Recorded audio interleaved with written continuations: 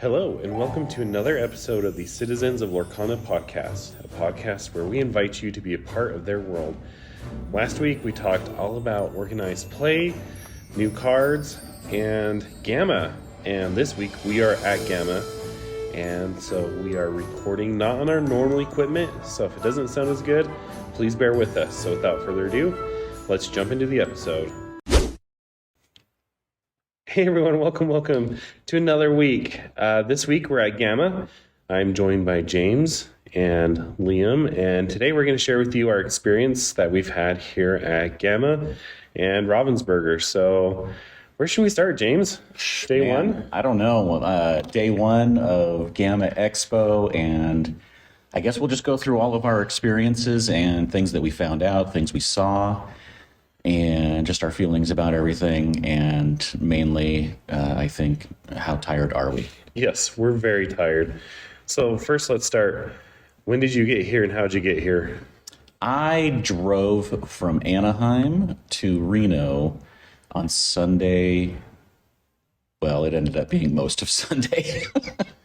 I got here on Sunday evening and got to the hotel, basically crashed, and then started my day early on Monday morning, registering, getting our badge for GAMA. Yeah. Oh, and today, I don't know if I mentioned this, but I did mention that we're tired. We are joined by a very special guest, Liam of the Illuminateers. So, Liam, when did you come in, and how did you get here? I flew late night after several delays, landed at about, I think, midnight 30 the night before the expo started. So late night, but excited I made it. You told me that you had to sprint to catch your connecting flight. I did. Our plane came in late, and it was about 15 minutes to make my connection in a whole other gate. So crazy. It was a Home Alone moment, but thank goodness I made the flight. And then I came out Monday morning. I flew. I had a really easy trip here. And I was so nervous because I thought I was going to miss the stuff at the beginning. But guys, tell me about the beginning of GAMA. The beginning of GAMA was way too early, as we mentioned. But we registered, got our badges. We sat in on the media panel that basically they said, the media should come in here and get kind of like a intro to GAMA EXPO, and kind of basically to let us know what was expected of us, what kind of things we could do, and just tips and tricks and things like that. And I think that it was kind of a nice primer, getting us into the mood. But it obviously wasn't what we were here for, which is mainly Lorcana. And I would say that, it was basically from that point on, it was just an escalating amount of excitedness and things going on as we went through the day. What did we do after the press stuff? Do you remember, Liam? I'll be honest. The last few days have been just a blur. Well, I remember, and I'm going to respectfully disagree with James because we went to this wonderful person, great presentation, but as a presentation on crafting a better story, but it was very boring. And so for me, the day started off high and then it went low until we hit game night. Which, now remember, we got here Liam and I got here like at 8:30 in the morning-ish. And Jared, you got here around about 9:30. And then we didn't get to game night. Well, there was something else besides game night that was really exciting and I thought was fun, but game night wasn't until 9 p.m. at night. So we basically spent 12 hours waiting for what we came here for. But the other thing we did was we went up to the media room, we booked the media room, and we got to play a couple of games on live stream. That's right. Did I mention that I'm tired? This is going to be the recurring theme of this podcast is one of us is going, or two of us will forget something, and one of us will hopefully remember everything. So we'll piece together everything that happened eventually. Who had the idea for the live stream? Was it me? I don't remember. I'm going to take credit for it. But here they had a room that you could reserve up on the 17th floor, way about as far away as you could get. It was a hike, but the room was beautiful, and we set up, and we had a 3-person tournament. And Liam, can you give us a recap? I want to give the recap. I know. He's gonna have to admit something. For all of us, I think it was our first time playing multiplayer Lorcana. Yep. And the multiplayer, for those who haven't played it, is a very different game. And it's challenging in the best of times. When you're running on 3 hours sleep, it is difficult. I played everything by the book. Did nothing wrong. But if I could offer one thought on it, this game, to me, what made it special was, again, to risk sounding cheesy, was bringing the Lorcana community here to GAMA EXPO. Because this was the first time where everybody kind of joined us, tuned in live. We were communicating with all the other Lorcana fans and content creators. And it was the first time I felt like you all listening, or watching that were here with us. And I think we kind of took that mentality from that point forward the rest of the time here, and tried to, bring everybody else in as well throughout the other events. Half the fun of the live stream was reading people's comments. Yes. Fun. So we played 2 games, and then that was in between grabbing some dinner and Game night. and then game night. And game night was, spectacular, chaotic, amazing, crazy. It was all of those things. So we got there early. We were watching some people set up, and then Ravensburger team showed up, part of the team, because they have some other games that they're promoting here, like That's Not a Hat. And there was a few people that started sitting down at their tables, and the team was like, well, let's start showing them these other games until Lorcana shows up. And we actually had sat down like a little bit before 9. Me and Jared sat down to play That's Not a Hat.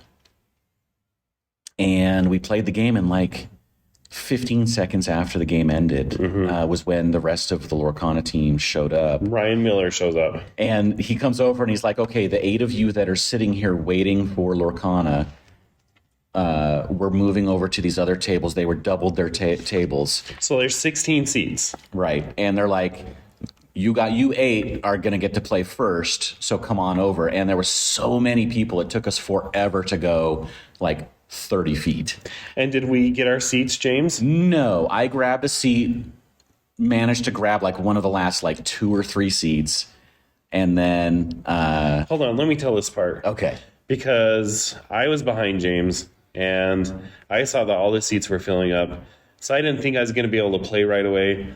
And then James motions at the seat. He tells me to sit. I was like, no, you sit. He's like, I insist. He kept pointing at it. So I was very grateful that James was kind enough to let me sit and play some Lorcana. And it was just so exciting to actually hold those cards in my hands for the first time. To have an opponent across from me who also had real cards, and to play a game of Lorcana. And even though they didn't know how to play the game, it was simple enough to understand that they were able to get it, right away. So that was my experience during the. Oh, and when they were first bringing the decks out, Steve was bringing them out, and some of the cards like slipped, and I grabbed them to help gather them up together, and I look at them just to see if there's any spoilers, and sure enough, I see Maximus. So I take out my phone, take a picture, and then there's Ariel. I'm showing James and Liam, and then Steve took the deck away from me, so we didn't get all the spoilers there. But that's where they started. Yes. And so what they did, because it was such a madhouse, there was basically the 16 people sitting down, and then there was probably a ring of people around those 2 tables that was at least 2 or 3 deep to start. Oh, yeah. And so one of the Ravensburger's employees had the genius idea of grabbing a puzzle that they had brought up. And so this is what was funny, is the tables that they took over were their tables that they had just thrown some puzzles on for people to do if they felt like it for fun. So they grabbed like this 100-piece Mickey puzzle, and he started writing numbers on the puzzle pieces and handing them to people and saying, come back when we call your number, so that they didn't have that crush of people right around the tables. There was still a crush of people. There was still people, yeah, because people were watching and waiting. You know, I mean, they're going to hang around until their number was called. So we got, Liam and I got grabbed numbers. I think we were like 5 and 6. I think so. And so we're just kind of hanging out, waiting for our turn. Believe it or not, Jared won his game. He won it quickly enough to be the first person to finish a game. Whoop, whoop. I'm going to hold on to that forever. Ever. So he's basically the first person to ever win a game of Lorcana in a public setting. I'm the first Lorcana with real winner. cards. Yeah, yep. I'm going to hold on to that. First unofficial winner of Lorcana. So what we noticed is that there were so many people, and there were people coming up, and they were already like, the numbers were getting high. And you, Liam, first, you noticed that a retailer came up and was asking questions. And so the thing is, this convention is the GAMA EXPO. It's run by this organization, GAMA, and it is for retailers. It is for them to see products, to get information. And so Liam rightly decided that his number 5 number for a retailer was more important to get that in and get that game in than for him, because he's already played the game. He knows the game. And so there was a retailer, for some reason, he overheard something or answered a question, and he just handed over. I think you exchanged, right? Exchanged. He exchanged his number. I don't remember what number you got, but it was not 17. 17? Not too bad. Yeah. So then I'm like, well, that was selfless. I mean, and then Lots of selflessness. right behind him, I think someone else, just a minute or two later, another retailer, I think his friend had gotten one and he didn't. And his friend was sitting down, and I'm like, you want to play with him? And he's like, yeah. I'm like, all right, here's my number. They were calling the number, just sit down. And I had to go get another number. I ended up 38, which is fine, again, because we've played. We didn't need to be there right away. Now, I didn't give up my seat. well, you were given your seat. So there's a difference. So we eventually got to play, but while we were doing that, we were getting pictures. Liam live streamed. Were you live streaming at that point? Were you Not yet. Not yet? In a little bit later, I would. Okay. So basically, it was just a fun time of seeing people play, capturing.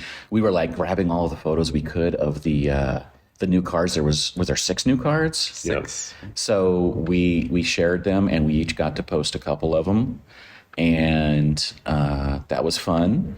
And seeing all of you on Twitter and Discord and whatnot, just like going crazy about all the cards, was really cool to see. And then, we got to play. Liam and I both played at some point. Liam, you live streamed. How long? You live streamed for a while, right? Oof, an hour and 20 minutes maybe. Yeah. So what was that like, just being able to see people commenting on stuff and answering questions and whatnot?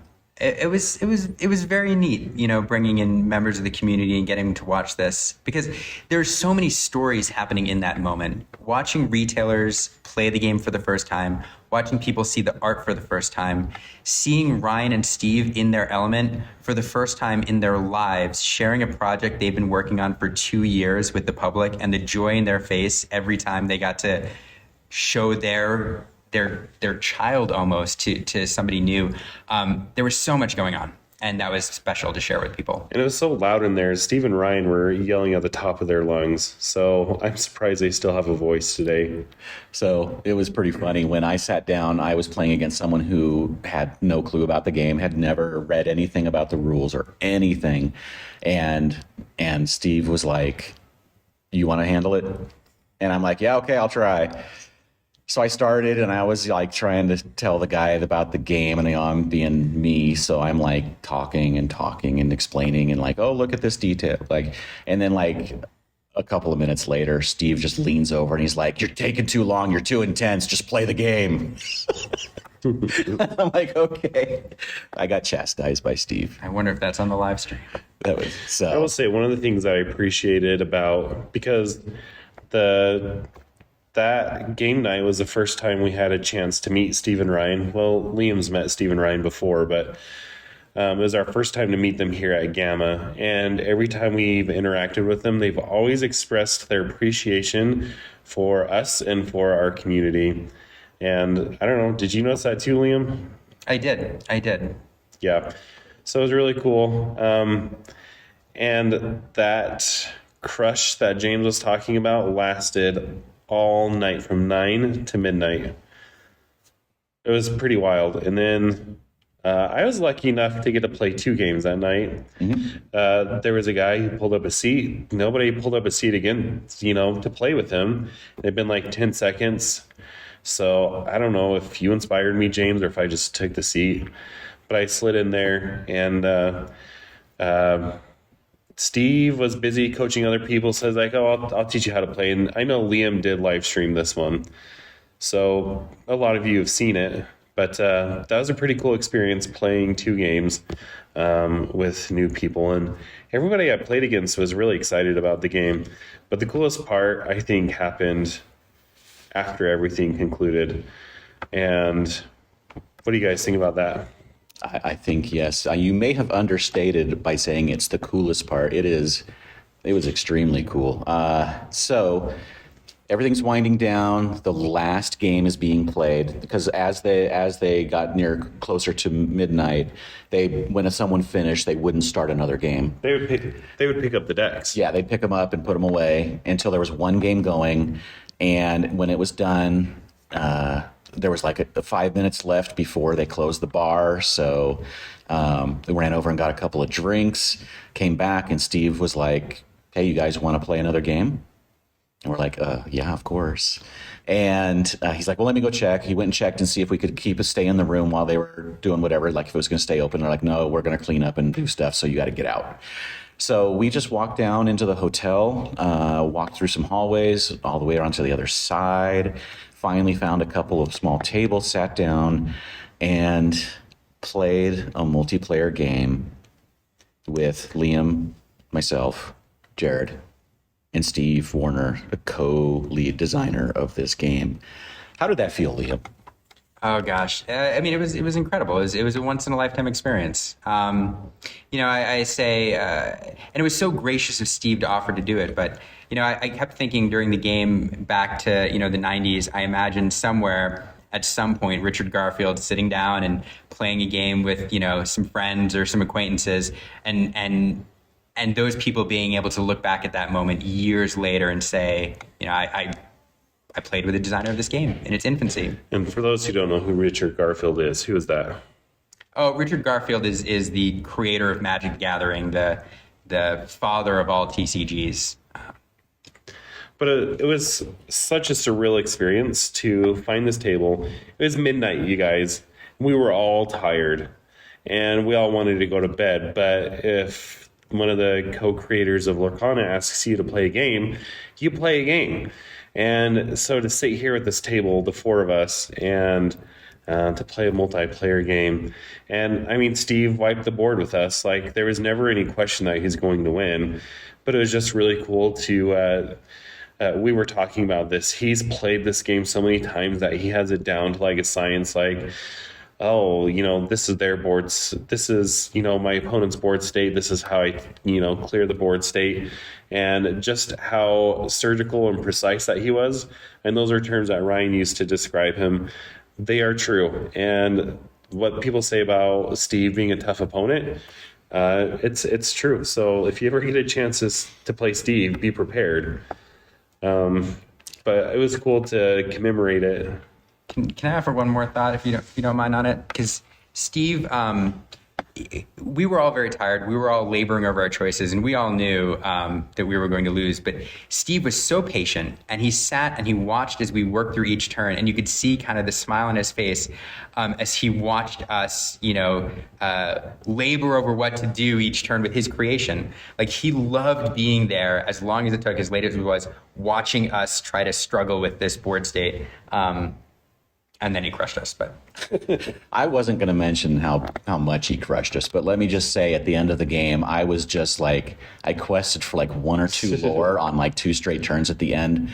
just because I wanted to get Some points. just a few more points than I had. I mean, let's put it plainly. I had mid single digits. So before we move on to today, there were also 6 cards that were revealed. Do we talk about those, or You know have what? people talked about them enough? I think they're all over the place. People are talking about them. I think that as someone listening to this, I think that our experiences and like learning what goes on at things like this is probably the main thing that people want to hear about. But I will say this, what I thought was cool, and we didn't discuss this, but as the cards were being revealed, we're just like, we split it evenly among us. Like there were 6 cards, and each of us shared 2 on Twitter. And for me, that's like indicative of what our community is all about. Like we build each other up. All tides lift all boats, whatever that saying is. And like there was no like competitiveness among us. Like I wasn't bitter that you guys each released 2. In fact, if you'll notice, some of the photos all look roughly the same because one of us took the photo and then gave it to the others. Yep, it's true. You know, because it's just what we do. It's just the feeling that permeates the way the community has grown, and it's not something that we had to think about. It wasn't really. even a debate. No, it was just like, let's do this because it's the way it's done. And that's something that's really cool too. Yeah. So finish the game, go back to our hotels, get 3 minutes of sleep again.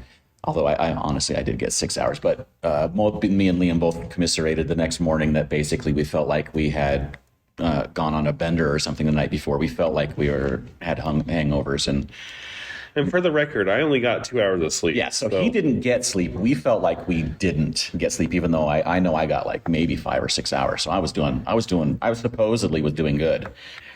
But then we started today. We didn't get there until Probably 11. 11-ish, and this was the presentation that was going to happen. Ryan was going to give a presentation on Lorcana, and we had already found out that it was mainly going to be, again, because this is a retailer industry event, it was going to be for retailers.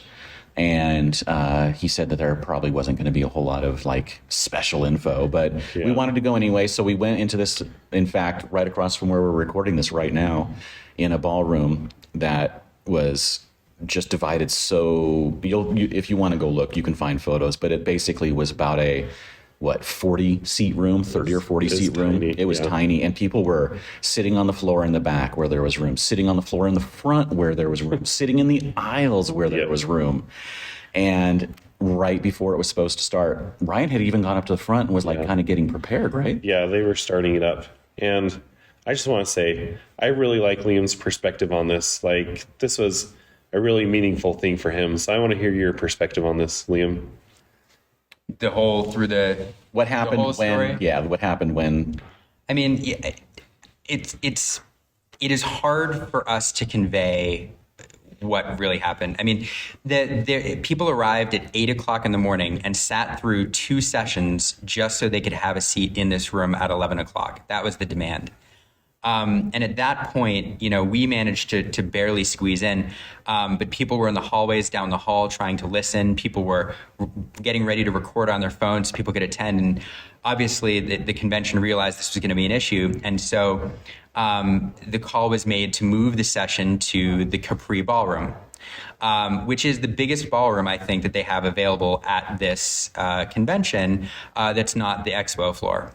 And so it was like, I think one of you described it as a herd of cattle, but people, the room emptied out, the word spread that this session was moving, and everybody moved together up to Capri. And I think all of us, including, Ryan shared with us later, thought that they would get to this giant ballroom and they'd fill about half of it and they do their presentation. But lo and behold, we get up there and it is standing room only again. Somehow word had spread that Lorcana is going to be up here, and this place is massive and standing room only retailers and people waiting to hear this presentation. They give the pitch. It's very good, and if you're into Lorcana, I encourage you to go find the recording. We have some, and it was streamed, but it was very good. And there were some very palpable emotional moments for me, and I think for others in the room, We forget, for us, we're fans, and this game is important to us because we want to play it. We want to have fun with our family, friends. We want to collect it. For the retailers and the people here, this is their livelihoods. This is how they make a living. This is how they squeak by. This is how they keep their game store community centers open, is by selling these products. And so for them, they're hearing about this game that means something really significant to them. And there was one particular moment in the speech where Ryan was describing their support for the game stores, how much they support in-store play. And then he said that they're committing to provide game stores advanced copies of the game 2 weeks in advance of big retailers for at least the first 6 sets, which is new. It's something we hadn't heard before, which is a year and a half. And there was applause. There was a few people stood, but there was thunderous applause in this room as all of these retailers realized how much that this company, this game that they're so excited to get, was going to support them. And from that moment on, every question that we heard was not, even the negativity was not negativity about the game or the product itself. It was negativity because people were scared they couldn't get enough of this thing. Everybody wanted it. And it was pretty incredible. I don't know if I did the moment justice, guys, but You did. You did great.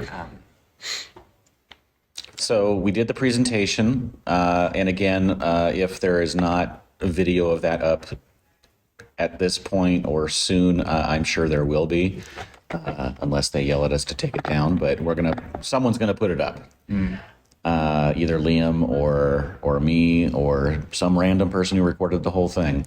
You'll be able to listen to it if you want. And again, there wasn't a lot of new news. I think the other big news that we got was the confirmation that you will be able to pull any rarity out of the rarity slot. Both rarity slots will be rare, super rare, or legendary.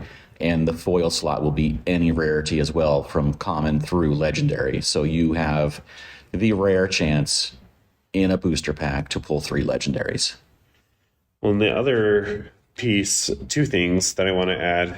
The other piece of information we got is they're also trying to protect the retailers by having like a Ziploc tie or a zip tie around the boxes, so that people can't open them, unpack the good packs, and then seal it back up. So that's awesome. But the second thing I wanted to comment on was I was able to live stream it in the Discord, and Liam spoke to this earlier about bringing the community in. He had his live stream the night before. We did our multiplayer live stream, and then there was this. It was just like, I wish all of you could have been here. I really do, because this has been a truly amazing experience. But I am also so grateful that so many of you were able to watch this live stream and that you were commenting on it as well. And I apologize that my hands were shaky. I didn't have a tripod, so the camera and the shakiness, I do apologize. And somebody said I had beautiful fingers. I apologize that my fingers kept getting in front of the cameras. But it was just really neat to share that experience with all of you in that little way. So that was the end of the presentation. And then we ate lunch, and then it was exhibition hall time. Yes. And that was an experience, and seeing the boxed product, even though there was no product in it, seeing the boxes of product and some of the actual like accessory product, it was really cool. That was, man, it's just like everything we say is like, that was really cool. It's like this whole thing has been really cool. Well, yeah, the thing that I was most excited for is we'd heard people talking about they might show off promos, the foil versions of cards. And so I hate to say it, the expo hall opened and we immediately booked it for Lorcana. And they weren't even set up. They weren't even set up. Like, they shoot us away so they could finish setting up. Well, you didn't say why they weren't set up. Well, okay. They're glass cases. Yeah. They're all their display. Yeah, so they were transporting all their stuff, and the glass cases broke. So we were talking to Ryan. We're like, hey, we heard rumor that there might be these foils. And he's like, oh, and he pulls this box out of his pocket. He's like, you mean these? It's just this white box. And he pulls out a second one. It's another white box.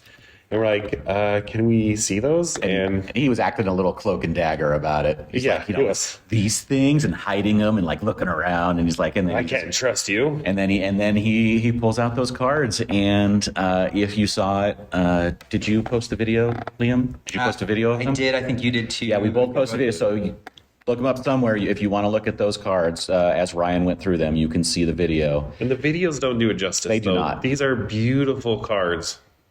Yes, they are. Everybody, there's so many different foiling techniques, and I have seen some comments online. People say, they like this foil or that foil better. Here's what I'll say about these. The etched foiling or the cold foiling, what they allow the company to do is use the foiling to augment the art. And the art in this game is so good and it's so incredible. You can see that somebody sat down and very carefully chose where to use the foiling and where not to bring the best out of each piece. And so I wouldn't be surprised if when they were designing these cards, they were already thinking about which parts they were going to foil and which they weren't, and working with the artist to design the art accordingly. So the pictures don't do it justice because the spot foiling just makes the piece come alive. Yeah.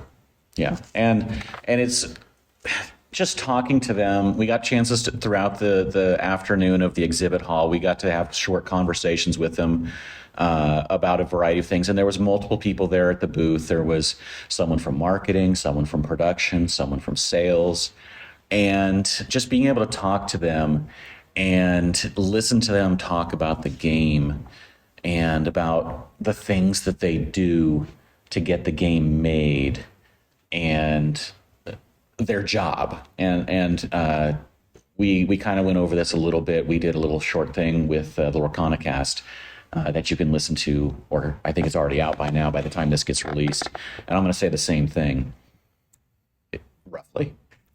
Their job is to produce this, and it's a job, but listening to them talk about the processes they go through and the things they do to get this product into your hands is incredible to listen to them, because you can tell they love their job and how much passion they're putting in it. And you've obviously, if you're listening to this at some point, you've obviously probably heard Ryan or Steve talking about it. And Ryan is really great about getting across just how passionate he is about games and about this and about how much he loves these things. But what you haven't been able to hear, because he's been the face and the voice, is all the other people on the team that we've talked to have that same passion and that same love for producing this. From the guy who is in production, who has to look at and test and feel every single thing that gets produced to make sure it's up to their standards. And he does it with joy. And when I talked to him, he was just so happy to say that that's what he got to do. And just all of this stuff, it's just incredible. So when you're buying this, you are not just buying, your favorite Disney character or some cool art. And we don't even get to all that other stuff that's involved, but just the people making it on that side are just, you're buying a project that they care so much about. It is not just about throwing down some stuff to get your money for these people. The passion and the care is definitely obvious when you talk to anybody who works on the game. I want to say this too, because I have so many people that reached out to me to ask questions of Steve and Ryan. And I want you to know that 99% of them, they're like, can't answer that. I can't speak of that. That you'll find out in summer. But I want you to know that I did ask these questions. So, I mean, that was the exhibit hall. We hung around and we just listened to them talk to different vendors. And then we explored the vendor hall. Liam was really excited because he got to meet the creator of Flesh and Blood.